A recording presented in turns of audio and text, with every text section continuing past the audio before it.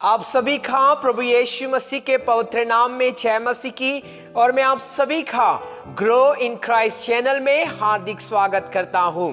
आज के मनन के लिए मेरे साथ निकालेंगे दूसरा राजाओं की पुस्तक अध्याय 5 उसका 12वां पद। क्या दमिश्क की अबाना और पर्पर नदियां इज़राइल के सब जलाशयों से उत्तम नहीं है? क्या मैं उनमें स्नान करके शुद्ध नहीं हो सकता हूं?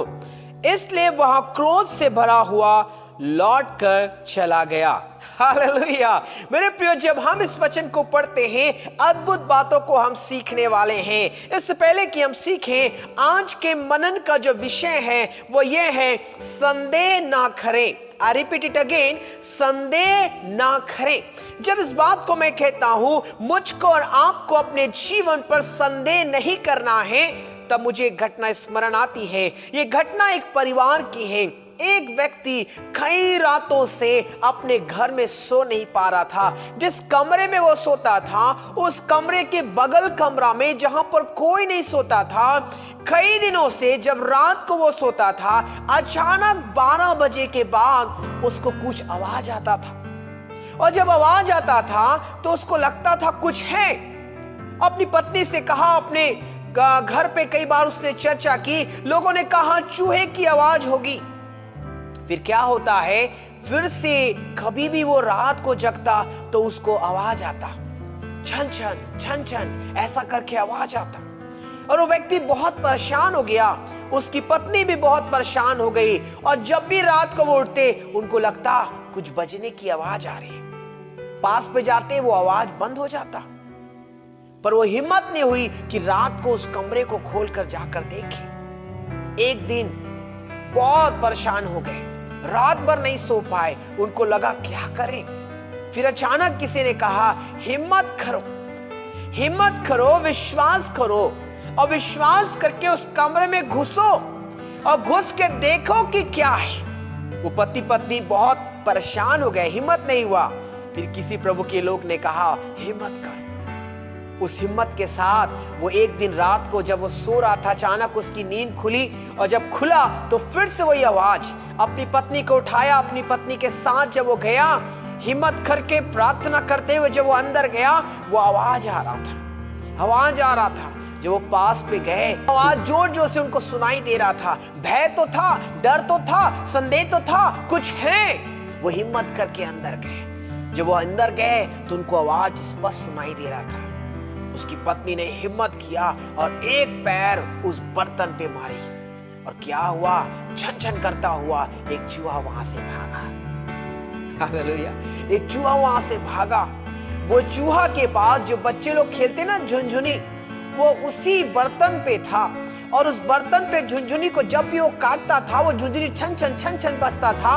वो व्यक्ति रात को सोता था, उसको लगता है कोई है, और उस डर में वो सो नहीं पाता था। पर पति पत्नी ने हिम्मत किया, विश्वास किया और सामना किया। वो संदेह उनके जीवन से हट गया और तब से कोई आवाज नहीं। कई बार मेरे और आपके जीवन की ऐसी परिस्थिति होती है।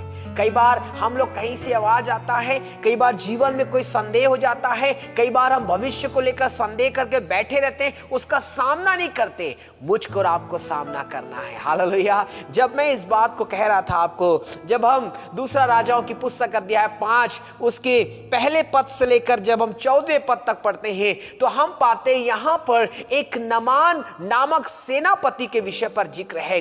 यह सेनापति जो था उसके शरीर में कोढ़ था और एक लड़की जो बंधुआई में आई थी, जो स्लेव के रूप में आई थी, एक दासी के रूप में आई थी, उसने कहा अगर तू मेरे स्वामी के पास चला जा, मतलब एलीशा के पास चला जा, तो वो तेरे लिए प्रार्थना करेगा और तू क्या हो जाएगा, ठीक हो जाएगा। और वचन पे लिखा उसी सामत के साथ गया। 10वें पद पे लिखा है, तब एलीशा ने एक दूत से उसके पास आकर कहला भेजा, तू जाकर यरदन में 7 बार डुबकी मार, तब तेरा शरीर ज्यों का त्यों हो जाएगा और तू शुद्ध हो जाएगा। हालेलुया। यहाँ पर हम देखते हैं नामान एलीशा के पास आता है उस लड़की के कहने के कारण, और वो जब पास आता है तो वो सोचता है प्रभु का दास मेरे पास आएगा, मेरे 11वें पद में लिखा भी है मेरे ऊपर हाथ रखेगा, मेरे लिए प्रार्थना करेगा और मेरा जो कोढ़ है मेरे शरीर से दूर हो जाएगा।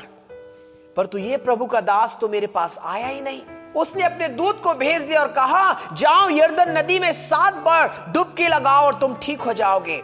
वो बहुत क्रोधित हो गया, और वचन पे लिखा है, जब आप पढ़ेंगे अध्याय 5 उसके 12वें पद में लिखा है, इसलिए वो क्रोध से भरा हुआ लौट कर चला गया। हालेलुया। वो क्रोध से भर गया, उसके मन पर संदेह आ गया कि मैंने सोचा था ये कोई भविष्यवक्ता होगा, मैंने सोचा था ये कोई प्रभु का दास होगा, मैंने सोचा था ये मुझ पर हाथ रखेगा और मैं चंगा हो जाऊंगा। पर उसके मन पर संदेह आया, ये मुझको कहता जा और नदी में क्या कर 7 बार डुबकी लगा, नहीं होगा, मैं चंगा नहीं हो सकता, इससे अच्छी अच्छी नदियां तो मेरे यहां पर है। हालेलुया। मेरे प्रिय, मुझको और आपको भी यही सीखना है। इसने संदेह किया, और मैं कभी कभी सोचता हूं जब इसने संदेह किया, क्रोध के कारण वापस जा रहा था, पर उसके सेवक लोग उसको रोके और उससे कहा अगर इससे कोई कठिन काम प्रभु का दास देता तो आप नहीं करते क्या? कृपया करके मान लीजिए, यरदन नदी में 7 बार डुबकी लगाइए, प्रभु का धन्यवाद करिए, प्रभु आपको चंगा करेगा। और 14वें पद में लिखा है, तब उसने परमेश्वर के भक्त के वचन के अनुसार यरदन को जाकर उसमें 7 बार डुबकी मारी और उसका शरीर छोटे लड़के सा हो गया और वह शुद्ध हो गया। हालेलुया। मेरे प्रियो, यही परमेश्वर का वचन मुझसे और आपसे चाहता है। मेरे प्रियो, हम देखते हैं यहाँ पर नामान नामक ये जो सेनापति था, कोढ़ से भरा हुआ था, परमेश्वर के दास ने हाथ नहीं रखा, इसलिए उसको लगा अब मैं चंगा नहीं होऊंगा, संदेह से भर गया। और वचन पे लिखा संदेह के कारण वो वापस जाना चाह रहा था। अब आप सोचिए, अगर वो वापस चला जाता तो क्या वो शुद्ध होता? नहीं होता। पर तो उसके दासों ने कहा मान लीजिए। उसने मान लिया और मानकर यरदन नदी पे 7 बार डुबकी लगाई, और वचन पे लिखा उसका शरीर ज्यों का त्यों हो गया। हालेलुया। शुद्ध हो गया। जब हम याकूब की पत्री अध्याय 1 उसके 6वें पद को पढ़ते हैं तो लिखा है, पर विश्वास से मांगे और कुछ संदेह ना करें। हालेलुया। प्रभु चाहता है आप और मैं अपने जीवन पर संदेह ना करें, विश्वास से मांगे। जब हम मत्ती सुसमाचार अध्याय 21 उसके 22वें पद को पढ़ते हैं तो लिखा है, और जो कुछ तुम प्रार्थना में विश्वास से मांगोगे वह सब तुमको मिलेगा। हालेलुया। जो कुछ तुम प्रार्थना में विश्वास से मांगोगे वो सब कुछ तुमको मिलेगा। हालेलुया। मेरे प्रिय, जीवन पर संदेह ना करें। जब हम नामान के विषय में चर्चा करते हैं, उसने संदेह किया, पर उसके सेवकों ने उसे रोका, उसके विश्वास को बढ़ाया और उससे कहा विश्वास करिए, यरदन में डुबकी लगाइए, प्रभु आपको चंगाई देगा।